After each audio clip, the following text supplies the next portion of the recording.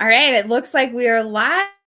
Hello, everybody. Welcome to Book Club for the Proper Romance Book Club tonight. Sorry, I just need to switch so I can see comments. Hopefully, we'll get some people joining in here in the next few minutes as this gets going. As you do, pop on it. Go ahead and please just like say hello, say where you're from in the chat. We'd love to know who's hanging out with us tonight. And if you're joining us, there's prizes. There's reasons you're going to want to have comments in there. But we are hanging out tonight with the amazing, I got to figure out my pointing here. The amazing. Always the opposite of what you think it's going to be. Yeah. This side. The amazing Sarah Eden. I personally am so excited to be here, Sarah. You're such an incredible author, such an incredible person. Thank you. This is so fun for me too. So super excited for anyone. Again, if you're popping in and joining, let us know where you're watching from. We are talking tonight about Sarah's. Oh, look, Mara's here. I have to acknowledge that first person. Hi, Mara. Mara's so great. We're talking The Tides of Time. So this is Sarah's first book in time travel. Before we get started here, that's a good question. Is it time travel, time slip? Like, I never know. Like, I'm getting into this genre, but what's the official? Yeah. The way I understand it and view it, time slip is kind of a sub-genre of time travel. It's a type of it. The way it's always been explained to me is time slip is kind of unintentional time travel. Okay. So it can absolutely be called the time travel book because it involves time travel, and time slip, I think, just refers to the type of time travel that's happening. So either one. They work. I like that. So a time travel could be like a Harry Potter time turner, like they intentionally know, whereas time slip is the right. Or like Doctor Who in the TARDIS, absolutely time travel, and anything like the Time Machine, that old story, that's also time travel. But this one is kind of, it's unintentional. It happens kind of on accident. And that's from my understanding kind of what time slip is. I love it. Thank you. You know all the things. This is fun. And welcome. Rebecca's joined us from North Carolina, so it's fun. We're getting some people on. Yeah, so tonight we are going to just be starting off by playing a game, and it might be just me and you for a few minutes as people are getting in. But as I mentioned, those of you who are joining and watching, comment. Just trust me. I'm winking. I don't know if you can see it. Wink, wink. You want to comment. You want to be playing along with us. But I thought it'd be fun. So this month, one of the things, welcome, Amy. Sarah's posts for this month have had character. I totally just like blanked on the word I want to say there. Little character insights on both Artemis. I just came from work, so we're definitely struggle busing. Anyways, Lily and Artemis, which also, can I just take 2 seconds and be like, I loved his name for like a hero. Armitage. Yes. Is that how you say it? I should say it right. Armitage. How did you pick his name? Like, this is my very American interpretation of it. Yeah. I'm pro. How'd you pick his name? Like, how do you pick your name? Weirdly enough, when I was in the UK with Tracy Abramson and Sean Bessie, the name of the company that made the sink in our hotel in London was Armitage something or other. And I thought, ooh, Armitage, that's a great name for a character. So he's kind of named after a sink. I love it. That is so funny. So Armitage the sink. Yeah, that's where it came from. Hero. Yep. I love that. Lily, is that a name that you just pulled out, or is that one you wanted to use? So her given name is Elizabeth Manet. And that came from actually when I was in Paris on that same trip visiting La Conciergerie, which is mentioned in the book. At the time of the revolution, it was a palace that had been converted into a prison during the revolution. And there is a room in there where they have covered the walls with the names of the people who were imprisoned there during the revolution. Gives their name, their occupation, and what their ultimate fate was. And her name, Elizabeth Manet, I pulled off of the walls of that room. So it's an actual person from that era. I used her name Oh, and wow. then decided I wanted her to have sort of a nickname because she had changed her surname as well in order to, stay more hidden from authorities. So I decided she needed a nickname, and Lily is a French nickname for Elizabeth. So that's where that came from. That's so fun. I love So this, he's named Sarah. for a saint, and she's named And for an she's actual named person from the French Revolution. from the French Revolution. Yeah. That's cool. I like that too. I like that because you always hear like Liz, and I guess how did you say Lily? Like Lily? Lily. Yeah, Lily. with those Lily. French eyes, the Lily. Lily. Almost Lily, but not quite. Yeah. Lily. Lily. I like it. Artemis. Artemis. I already say it wrong. Armitage. Armitage and Lily. I'm Yeah. clearly from Those America. guys. Well, and I always say, especially when you're the one reading it, whatever the name becomes in your head, that's their name. Like that's what it is when we read a book. It's our experience with it. So I always tell people don't worry too much about pronouncing it correctly because you're just reading it to yourself. So whatever your brain comes up with, that works. Have you ever done the whole audiobook versus like where you read it and then you listen to the audiobook and think, oh wow, like that I thought you were saying entirely different. Yeah. I've even had it be the reverse where I've listened to like a fantasy book and they pronounce the characters' names. So I'm thinking in my head, oh, it must be spelled this way. And then I see a physical copy and I was like, Look it up and you go. Exactly. Yeah. Yep, that's happened to me so many times. So funny. All right. Well, looks like we have some more people on. So we're going to go ahead and get kind of into our game here. So I apologize when I have my phone up because it's got my notes on it. But we thought with the fun little character snippets. And one thing I will say is for everyone seeing this, if you haven't had a chance to go, Sarah has 5 posts that have been posted throughout this month. We have some character posts. There's even a sneak peek not only to book 2, but into her current book 3 work in progress. I know that the second I saw that one, I was like, I'm like, I want it now. I want it all. I say, I gotta finish writing it, guys.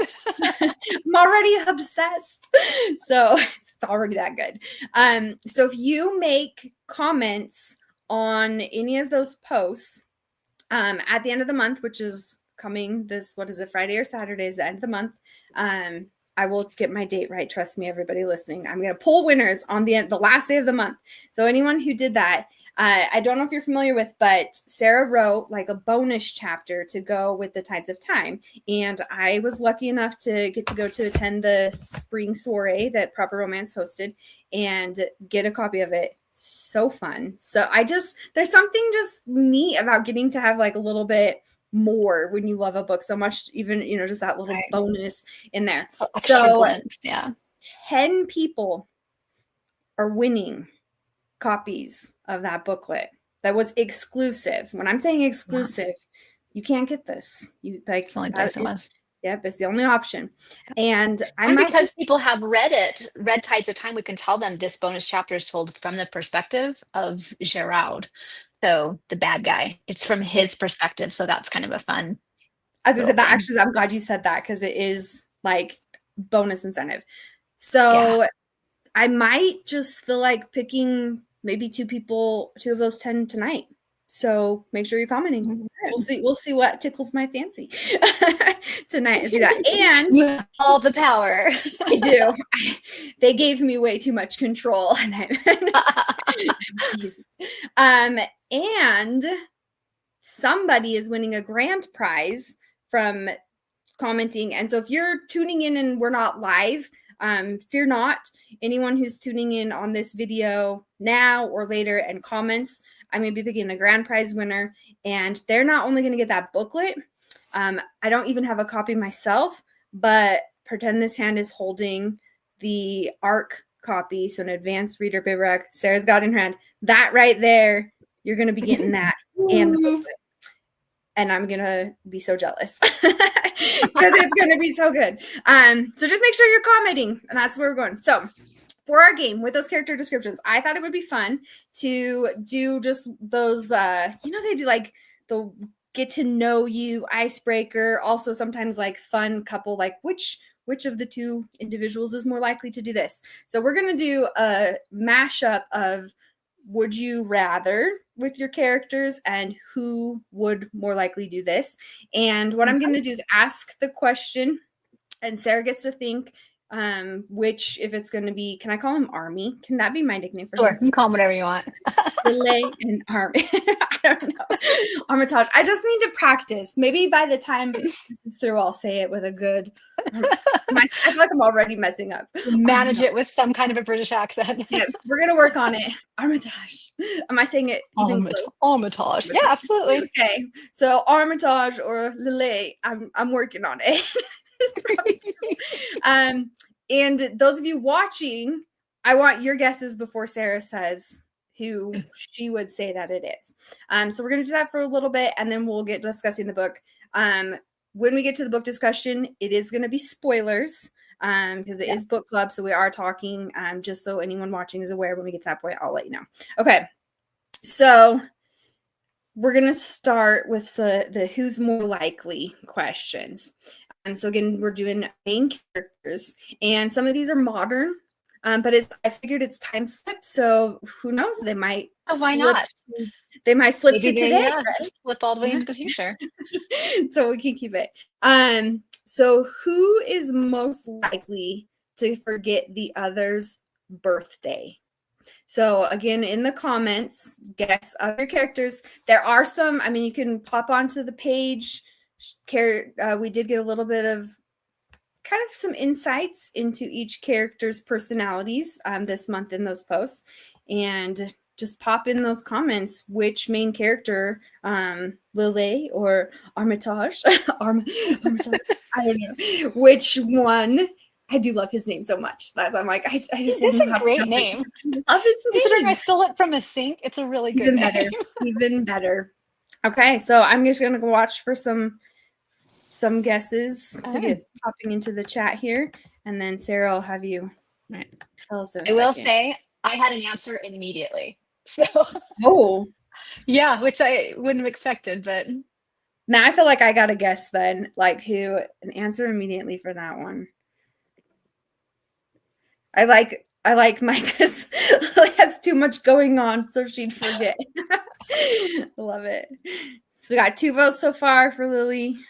Got another one for her. Mara says Armitage. Okay, I think I'm gonna guess Lily too. I feel like I'm gonna follow the majority here. More Lilies. Now I'm curious who'd forget the other's birthday. You want me to answer now? Yeah. I think it'd be Lily. Yeah, I think she'd forget. not because she, doesn't care, but I just think she would. But I also think Armitage never would. That's the kind of thing he just, I don't know, would always remember. Yeah, absolutely. I do have to say a funny story. I have a friend, and she has never forgotten her wedding anniversary ever. Like, it's always been this big thing. And this year she's like, guys, I forgot my anniversary, and my husband did this super cute thing, and he was like trying to surprise her, and she's like, I don't want to do that. Like, why are you pushing to do that tonight? Finally, like, it's she's like, the one time I forget. Oh, yeah, exactly. So no, I think she would be more likely to forget. That's funny. Okay, good guesses in there. Next one. So again, let's pretend they like traveled to 2025. Which of the two is most likely to have the highest screen time? So which of the two would be that log into Instagram, get on Facebook, doom scroll for hours? So we'll get some guesses here, and then hear what you think there. Everyone else has to really ponder that one too. Yeah. I have an answer, so we'll see if the comments are in agreement with me. Most likely to have the highest screen time. Dun, dun, dun. I always feel like there's just slightly a little bit lag, so I wait for that first comment. Yeah, I'll take my minute. Give it on there. If we were playing this with the Duke of Kildare, do you think Adam would be a screen? I don't feel like Adam would. I feel like Adam would be like the social media is ridiculous. Is that Absolutely. He would okay? be so Like annoyed. So annoyed with social media. He'll be like, I will be out riding my horse. Thank you. Yeah, like absolutely. TikTok, what? Exactly. Like that sounds like a monumental waste of time would kind of be his approach. And it's too people-y. He'd be like, I'm out of here. Also, like I know we're not talking Duke of Kildare, but I just feel like he's got that serious enough in him that he'd be like why are people laughing at these or something? You know, like some of the really dumb Yeah. videos that people Yeah. make. He'd be like, that's just dumb. I don't understand. Absolutely. Now, the question is, would Persephone be like, but Adam, look how funny this is, or I like think how she would enjoy the touching videos and the funny videos, and Athena and Artemis would be all over social media, and oh, Persephone would want to Artemis see would have what her they were doing. Yeah. Huntress's like clothing line, right? Like her. Oh, 100%. And Persephone would want to see what they're up to, but Adam would be like, just give me the Reader's Digest version. I am not going online. I don't even know. Yeah, exactly. I love it. All right. So we are getting more Lily for this one. And we actually got a couple people saying that they think because the grandpa would actually Oh, be he the probably one would enjoy being in online. Yeah. there. So between Lily and Armitage, I think I did better that time. You're Armitage. great. Which one would you say? Again, I think it would be her. I think she would want to have her kind of her thumb on the pulse of what was happening and kind of know what's going on in the world. And he would be like, I don't know, I just kind of like it quiet and peaceful and my own little corner of things. So I think she would. She'd be it. Okay, 2 for 2. Yeah. All of those that put the Lily in there. So, I do have to recommend social media. Also, I can see that. All right, back to Tides of Time. Sorry, I derailed us there. Okay. All right. I don't know if we knew this. We might have some hints of this from the book. Who's most likely to be a night owl? So I'm trying to think if we might have some ideas from the book. Who is most likely to be a night owl? Lily or Armitage? Dun, dun, dun.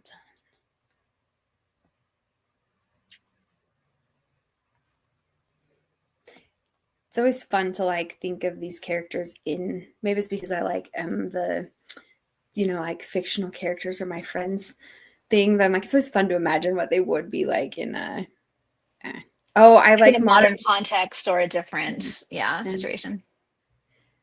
Mara's saying Armitage because he's got to man the lighthouse.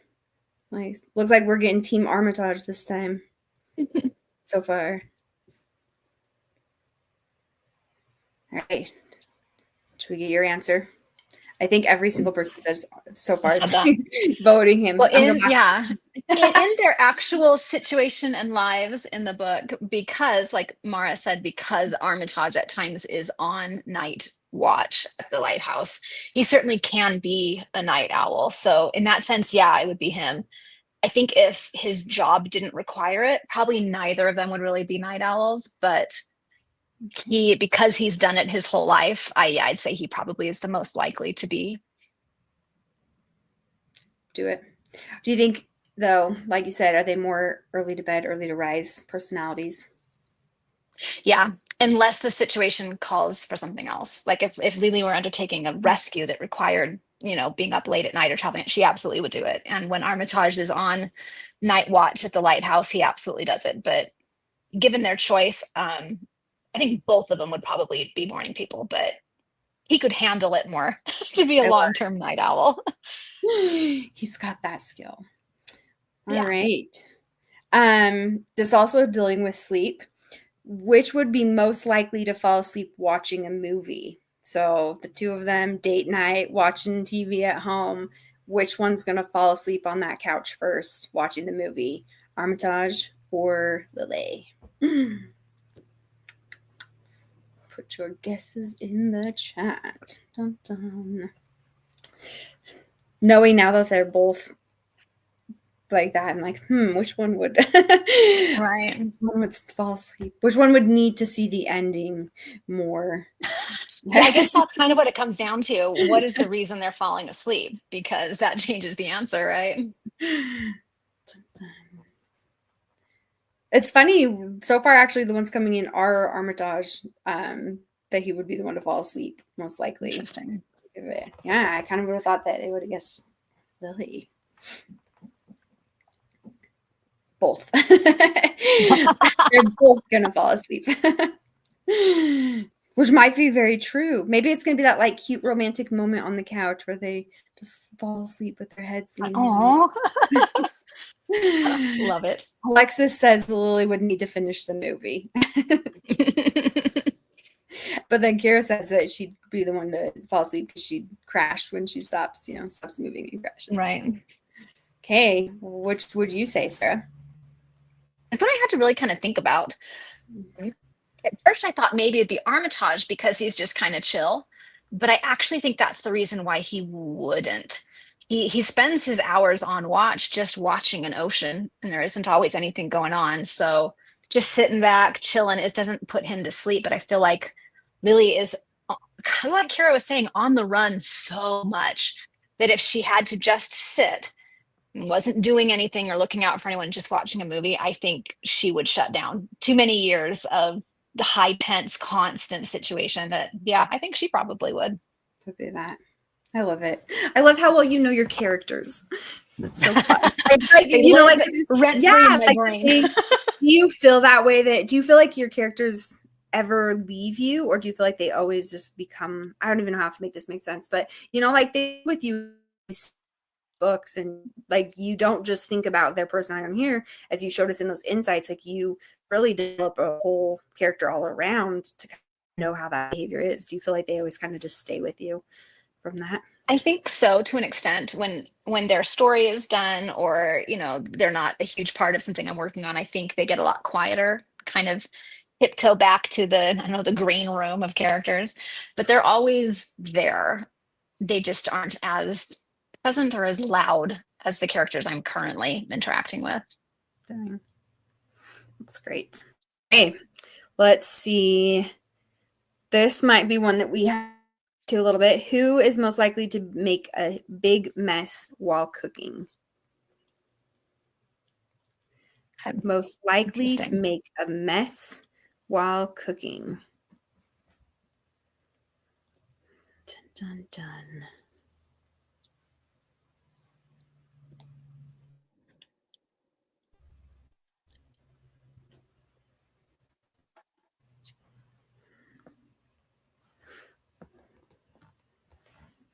Oh, that's a fun comment for maybe. She loves how alive they are, even in the background. So far, for Lily.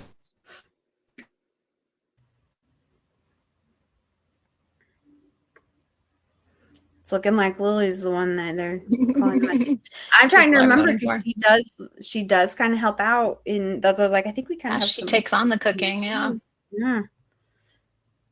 So is she the messy cook, or is it Armitage? I feel like in the time of this book, because it's an unfamiliar space with unfamiliar equipment and things she doesn't know or understand, it naturally is a little bit messier because she's so scattered in the time and trying to just make sense of what she's working with that she is.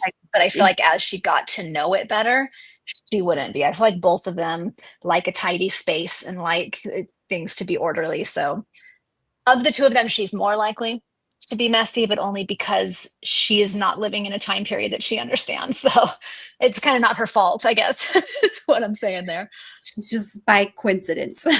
Yeah, it's circumstance rather than scattered brain. Yeah, that makes sense. Yeah. The panic, the stress, the familiarity. Yeah, I don't even recognize what a stove is, so how am I supposed to cook on one? Yeah. That's what I said. I'm like, I did love kind of just thinking, because sometimes I think when I think of today and then history, like what comes to mind is like the technology, but I think we forget that technology also was just the appliances progressing, and it's not Absolutely. a modern stove, but it still had some kind of It's function. modern Or to the her. fire Yeah, was, fire was different, and those exactly. elements changed. And it's always fascinating to me to. One of the reasons I wanted to do a time slip that was between two historical eras, because we tend to think of just ye olden times, and it was just old fashioned stuff. And we forget that at some point, even old fashioned things were new. So Yeah, that was a very fun thing to explore. I loved, and I did like it was just so fun. And you also picked, I mean, the French Revolution, I think, is maybe a little bit more prominent, but Armitage's time and the setting was really fun because that wasn't necessarily like, it wasn't Regency, it wasn't, Right. the height of some of these eras and locations that we do see more prevalent in fiction. Yeah. So that was kind of cool to get the Yeah. different To go of. kind of second half of the Victorian, but in such an isolated area of the country that you don't have society and you don't have big industry. Yeah, it was an interesting place to drop her. Love it. We'll come back to that in the questions, so everybody get excited. I have things I want to ask Sarah, so we're doing it. Okay. With it, thought it would be kind of fun to answer this for both characters. So it's a would you rather question. So first, so in this one for those participating, your guess, we're gonna ask Lily. We'll do would you rather for Armitage. You're like answering the what you think of the would you rather. Lily and Ty, now that she's experienced, do you would rather in would be travel to the future? So that kind of makes Your rather. audio is Did I cut? lagging and breaking, so I couldn't hear what you said. Oh, no. Okay, did that fix it? Is it caught up? I can hear you. Your video and your audio aren't in sync, but I can hear you. So Okay, sorry. Let me try and fix no, it's all this. right. Again, technology, guys. Yeah, Okay. Did that help at all? I can hear you. So that's a Right. plus. I'll just look funny. I'll talk slower than my usual. Try not to move my hands so much. Okay. So did you hear the would you rather question, or do I need to go back further than that? No, I didn't hear the question. Okay. So for Lily, would Lily rather travel to the past or travel to the future now that she's experienced it? So if she was given a choice to time slip again, but like intentional, do you think she'd pick to travel to the past? So outside of the two that she's been in, would she travel further into the past or travel more into the future? So those answering in the question as well, which do you think Lily would pick? Would she want to go back farther into the past or more into the future?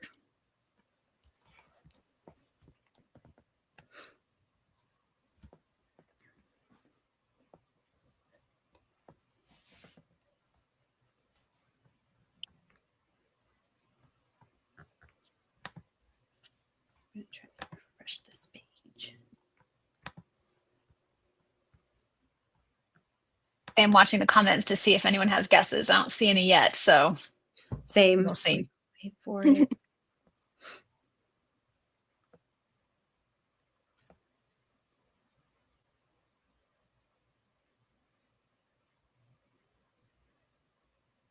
They're pretty split. That's really interesting.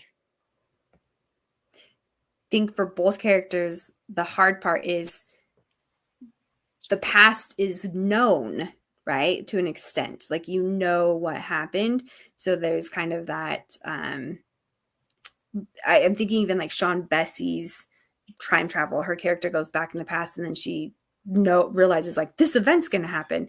So that there's almost this, I can handle that because I know what to expect. But that Right. might be a bad thing. Sometimes you're like, I don't necessarily want to repeat that moment or be in Yeah. that. And the future could be exciting for that opposite reason. But Yeah. right, they are pretty split. I think that it's pretty 50-50. Yeah. All right. Which one would you say for Lily? I think for her, because she has seen how discombobulating it is to move into the future where things are unknown and things are new. I think she would rather go into the past because you still have the issues of you're out of your time and place. You aren't clearly from then. You're trying not to give away the fact that you aren't from there, but at least the technology or the things at her disposal would feel more familiar. So I think having done it in the future for her, I think she would like to go into the past. She prefer that. I could see that. In all honesty, I think she would rather just go home and stay there. But if she had to travel and could choose, I think she'd go into the past. She's option C, right? Yeah, exactly. Like, can we just go back home and stay there? That'd be great. Okay. So we're going to ask that same question, but for Armitage. So would he also choose the past or would he pick the future? So let you guys get some guesses in there for him now and what you think for him.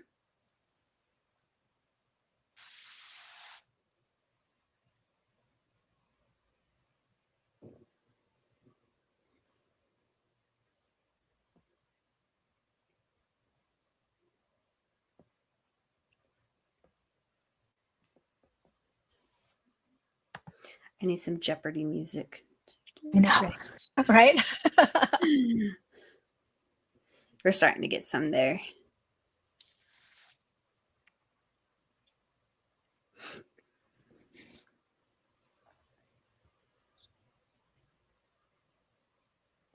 Oh, I love Mara's comment. I think he'd want to be with Lily no matter where it is.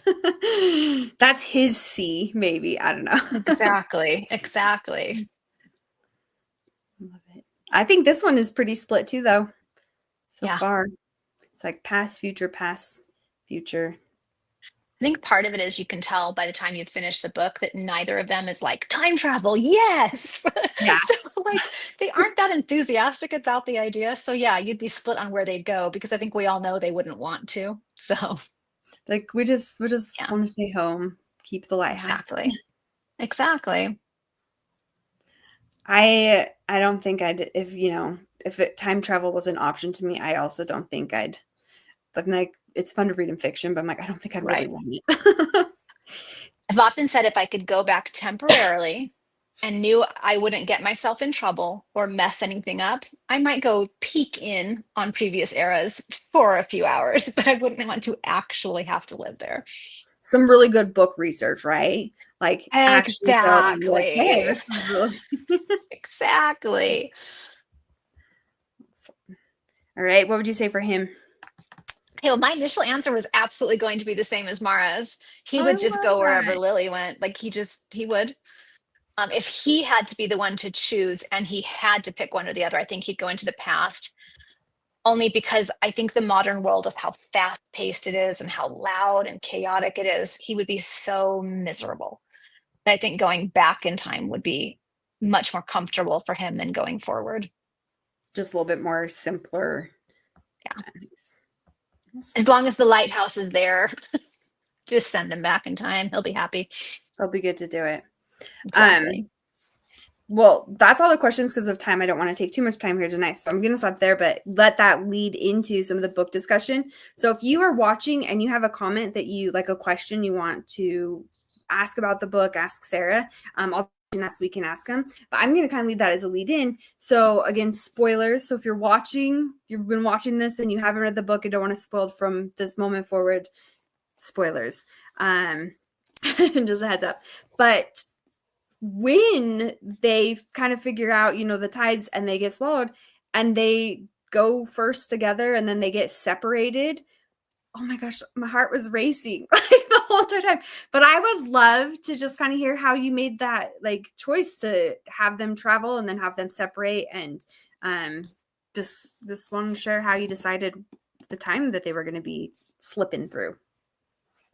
Yeah, a lot of this came back to how it was that I chose Lily's name, finding the name of Elizabeth Manet in La Conciergerie. She was a seamstress during the time of the Revolution, and in real life, she was executed. She was sent to the guillotine. And I decided I wanted to take just those 3 pieces of information and create a character around that, which means in the end, she needed to be marked as executed.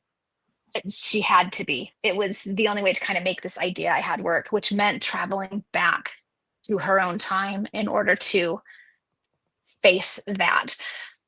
So it all began to revolve around that. And I thought, well, she can, make that attempt to jump back in time and hopefully get back there to address this. But there was no way Armitage wouldn't try as well. So I realized, okay, they're going to have to jump together. And is that even possible? Of course it is, because his parents did it. So how does it work? And so I have to think through how that would work. And I thought, oh, well, they just have to, be holding on to each other for it to happen. But then I realized how easy it would be to be separated in a storm. And I realized they have to get separated, and she needs to jump to the right time and he doesn't.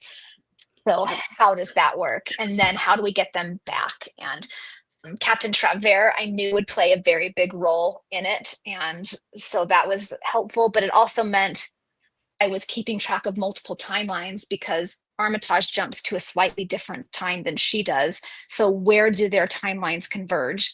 And how long have they all been apart? How long has his parents been gone versus how long they think they've been gone? And yeah, all of those timelines. But deciding to have them jump came from the fact that the namesake of Lily's character was a real person who died on a very specific day at the guillotine in the French Revolution. And I needed to, everything was working toward that moment. To get in there. Kate, can we also just talk? And Mari Vimpa's in there, the shocker of the brother showing up. And also, like you said, sorry, I talk with my hands. I'm going to try not to, I think my video is slowing down again, but the connection. Okay, this is a visual of Mandy reading the book and hitting that moment. I was like,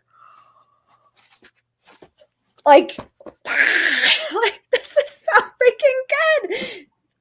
Those twists. Did you know, as you were writing this, kind of plotter pantser here, did you know that you were going to have this, not only did she show up in Armitage's time, but the connection with the grandpa, the connection with the parents, and how they all had, I loved that. My mind was just like the whole time I was reading it.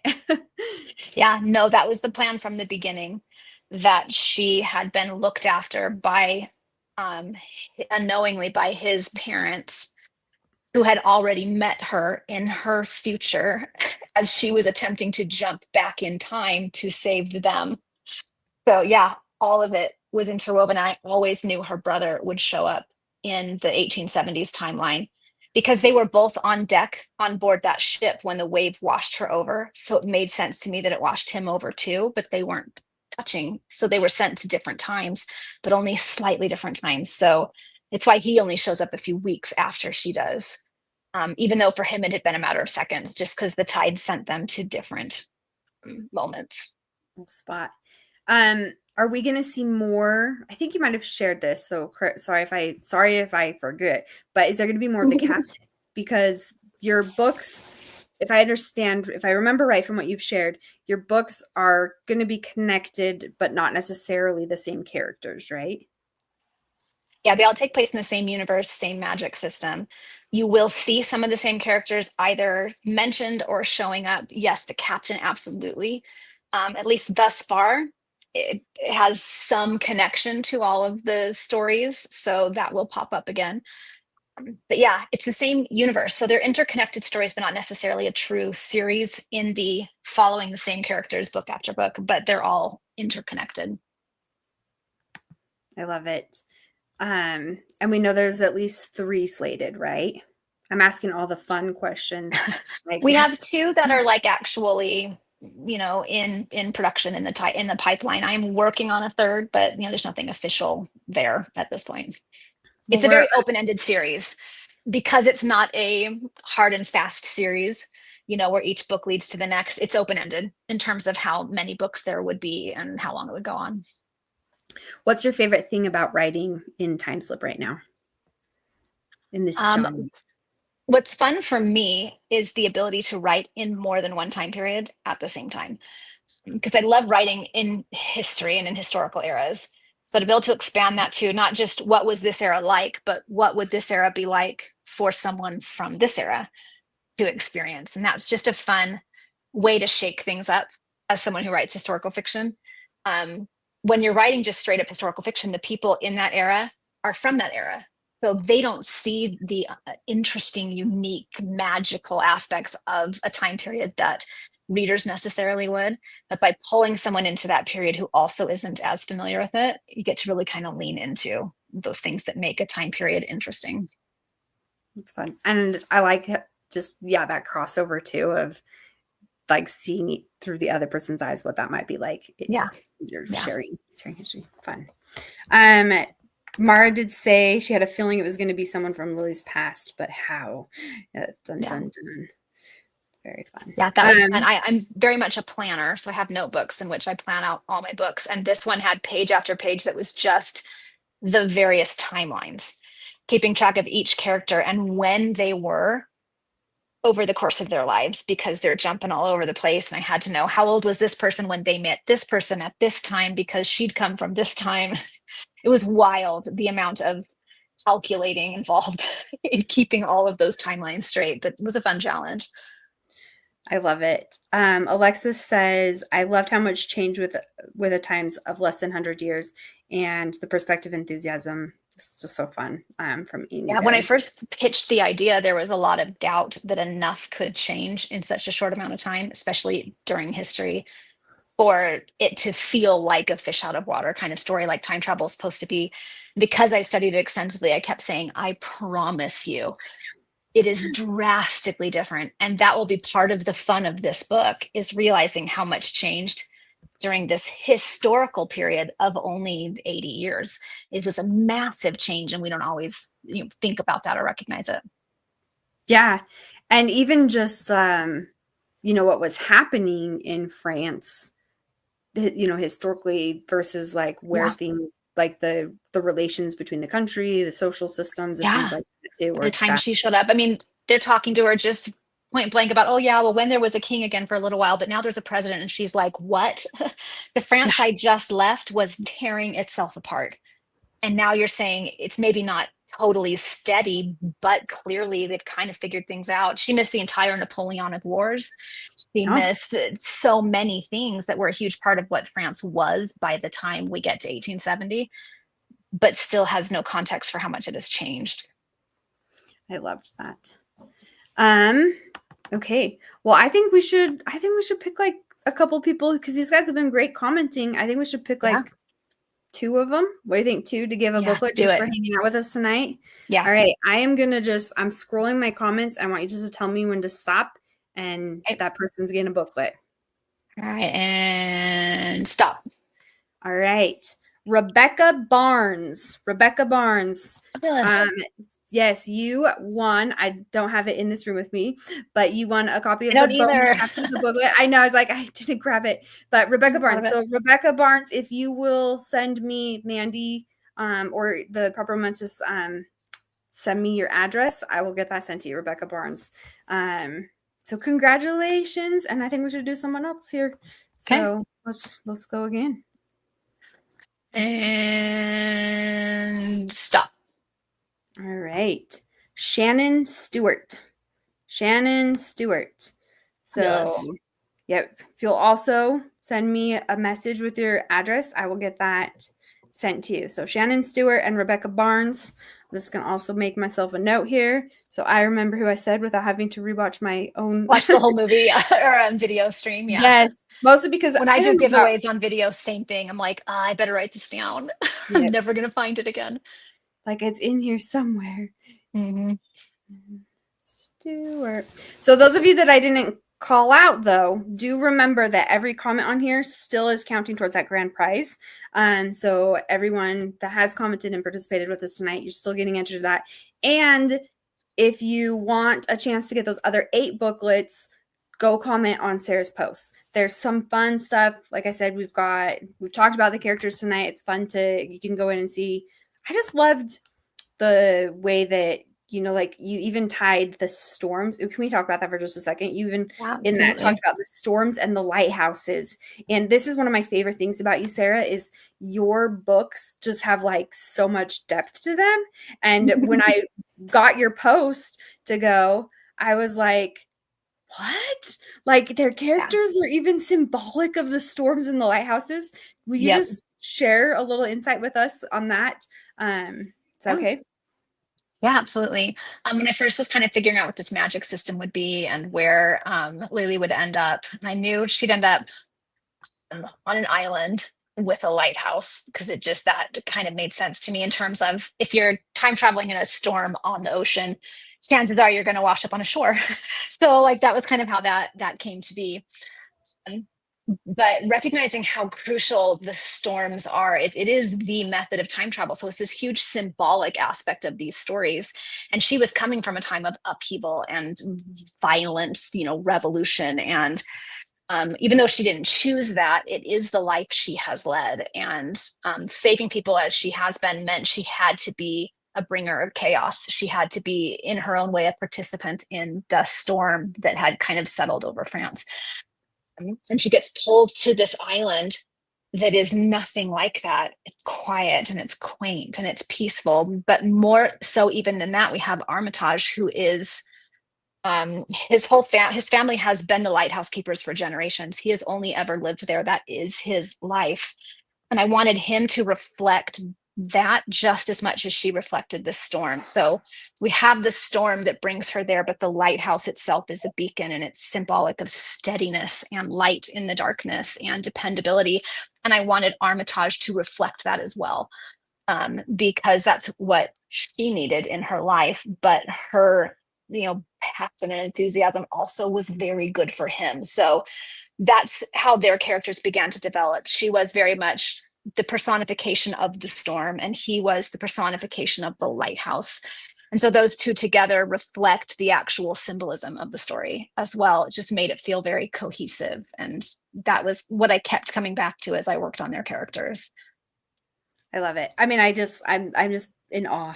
I don't know about I'll be watching. I'm just like, Sarah Eden, you're amazing. So if you have any high school students who need to do a book report that includes character symbols, have them use this one because I've just told them the answer. Yes. She just gave you like the spark notes, like exactly. Right. Well, we're gonna do about one more minute before we log off here tonight. Sarah, want to thank you for hopping on. May is thanks crazy. for having me. It is. This is quite a month, but we figured it out.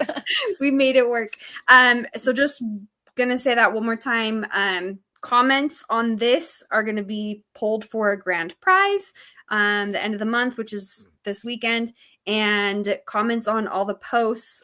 I got 8 more people that are getting a booklet, limited edition I've decided to call it a collector's item. Can we go with that? Remember, it's a collector's item. And if you watched and haven't had a chance to read this, you gotta go pick it up. And if you're looking for a reread, the audio is also fantastic. That's how I reread books. Incredible. Physically read it, binged it, went and put that on there. So if you also are an audiobook reader, I'm just gonna put that plug. This book, amazing in all versions. So thank you. And September, we get to ride the storm again. Different characters, but a very fun story. Very excited. Also, can we talk about how fun it is? Will you hold that up again? Look how fun they look. I gotta put it this way. Look how fun they look together, and the little. Didn't they do such a good job? You can tell it's the same, series. That they're connected, and I love it. This one features a modern day actor who gets swept back through time, and I took a lot of notes while we were filming the Seeking Persephone movie about actors and what they talk about and what their lives are like. So that was really fun to get to use that there. Do we get a sneak peek? Is it dedicated to any of the Seeking Persephone? It's not, but they would appreciate it. The dedication is it's dedicated to the film industry for crushing actors' dreams and thus giving me a great foundation for this story. It's very, very fun. Top 10 I had a lot of fun with. Right there. Yeah. Great. Yeah. Great. Well, thank you everybody for joining us again tonight. And thank you, Sarah. Tides of Time, Echoes of the Sea coming this fall. Go pre-order, get excited, and maybe we'll get lucky and get to do a book club with the next book. So that'd be fun. Okay, awesome. Thank you, everyone. Thanks, guys.